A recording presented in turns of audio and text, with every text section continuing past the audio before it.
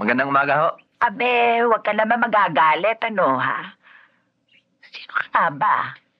Ngayon kita nakita rito, eh. Saan ka palang galing, ha? Emilio Tuyay po yung pangalan ko. Kasi naghanap ako ng matuluyan. Dito ako napunta eh. Kung pwede na o sana, dito na ako sa inyo. Magtatrabaho ako, walang bayad. Pagkain lang.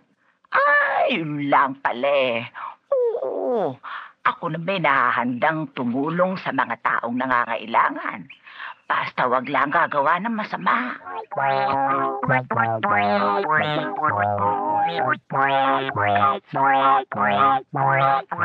Bakit yung pinakialaman ng pagkain na yan? Alam mo, yan, para kay kulas yan. Abay, may pasis na ako kay senyora. Pasis? Hoy, sino ka? Emilio ho. Emilio, ha? Ano ginagawa mo dito? Kumakain ho. Saan ka nakatira? Sa amin ho. Saan inyo? Sa bahay. Saan bahay? Malayo ho eh. Hindi nyo matutuntunan eh. Naku!